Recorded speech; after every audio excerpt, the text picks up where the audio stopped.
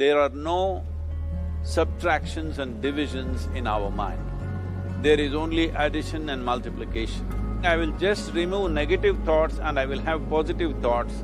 All the best, it's not going to work. It's just that you need to pay little attention as to how it functions. You will see there is a distinction between what is you and what you have gathered.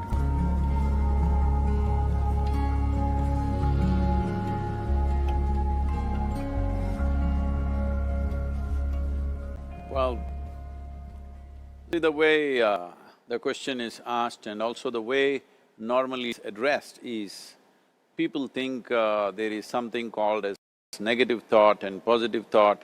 They want to remove the negative thoughts and have only positive thoughts. For such people, I would ask them to just experiment for 10-15 seconds. Let them forcefully remove one thought from their mind. For example, next 10 seconds, just don't think of a monkey.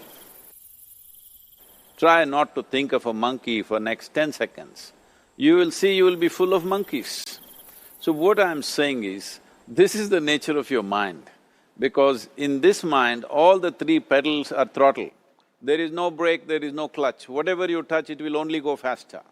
In this kind of mind, people have been taught from moral teachers and religious teachers, do not think about bad things. Well, since then it's been a full-time job. So there is no way you can handle the mind like this. This doesn't need any great enlightenment. If you spend 2 minutes with your eyes closed, you will realize you cannot do anything forcefully with this mind. So, I want to remove negative thoughts. Do not ever go in this direction, because what you want to remove will become your quality. Always you will be on it. So what should I do?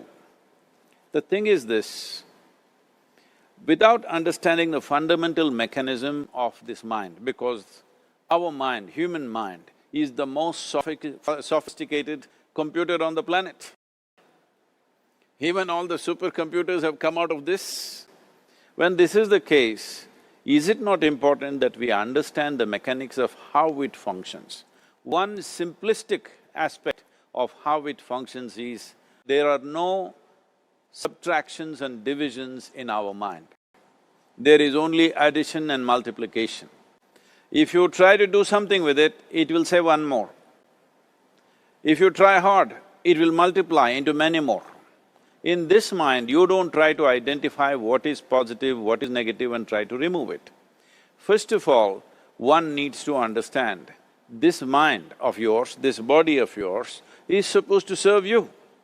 The life that you are is important. Body and mind are vehicles that must serve us.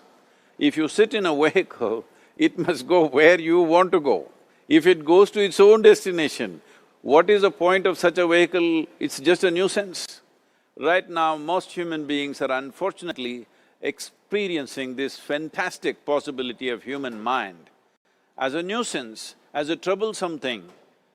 Well, this is the most beautiful thing you have. It's just that you need to pay little attention as to how it functions. One simple thing is this.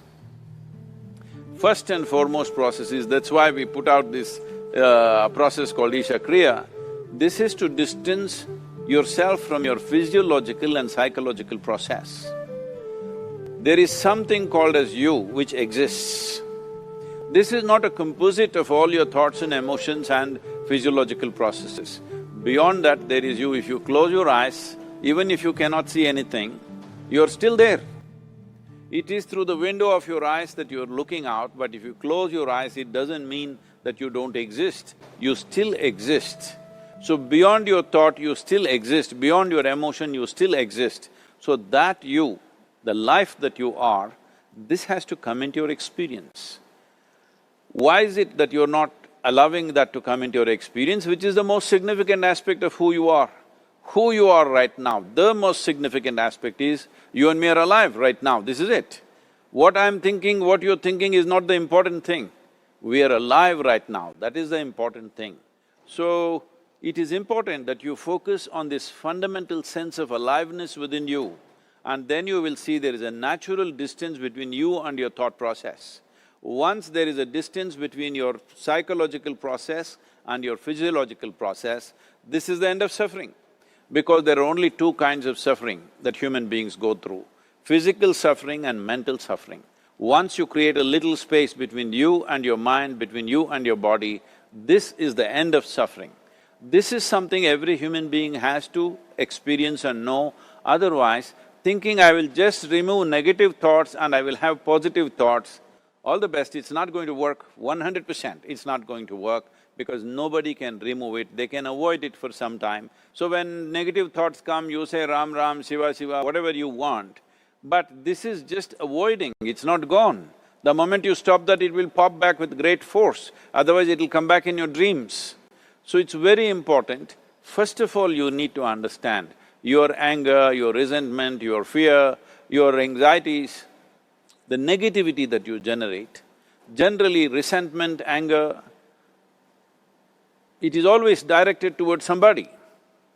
But we need to understand this is poisons that we are drinking and expecting somebody else to die. Fortunately, life doesn't work like that. If I drink poison, I die. If I drink poison, you don't die. So, we need to understand this. When I say poison, today you can have yourself chemically analyzed. Right now, what is your blood work, what it says? 5 minutes of intense anger, check your blood work and see, there will be lots of negative elements in it, literally you're poisoning yourself. So, do you want to poison yourself? Definitely not. Now the very question is coming from certain helplessness, what shall I do?